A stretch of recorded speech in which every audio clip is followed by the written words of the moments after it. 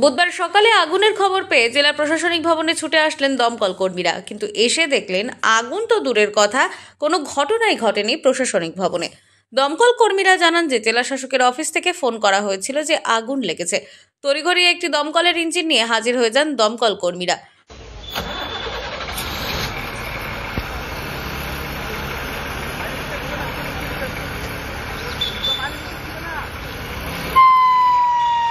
কিন্তু সেখানে এসে দেখেন কোনো রকম আগুন লাগেনি সেখানে। তারা জানাচ্ছেন যে কল করেছিলেন তিনি জেলা শাসকের পিএ বলছেন। তিনি আরও জানান, যিনি কল করেছিলেন তিনি মিথ্যে খবর দিয়েছেন, অতএব তার অবশ্যই শাস্তির ব্যবস্থা দরকার। পাশাপাশি জানান সরকারি কাজে বাধা দেওয়ার অভিযোগে দৃষ্টান্তমূলক শাস্তি হওয়া দরকার। ডিএম অফিসে আগুন লেগেছে বলে জানানো হয়েছে আমাদের অফিসারকে। যাই হোক, আমরা এসে ইনকোয়ারি করলাম, তো দেখছি না কোথাও কোনো আগুন নাই, ফিরে আসছে। কি পরিচয় দিয়েছিল নিজেকে? ডিএম অফিসের কি বলছে আপনার পিএ, এই পরিচয় দিয়েই ফোনটা হয়েছিল।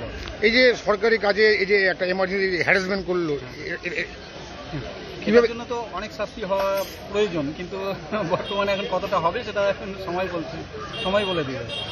সে ফোনটা কোথা থেকে এসছে এখনো জানা যায়নি। না, সেটা আমরা এখন এই মুহূর্তে বলতে পারছি না, কারণ আমাদের অফিসারকে যে ফোন করছে সেখানে। কি দেখতে পেলেন এখানে এসে? এখানে তো কোনো কিছুই দেখতে পেলাম না।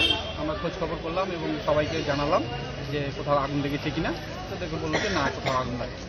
মালদা থেকে দেবাশিস পালের রিপোর্ট, আনন্দ বার্তা।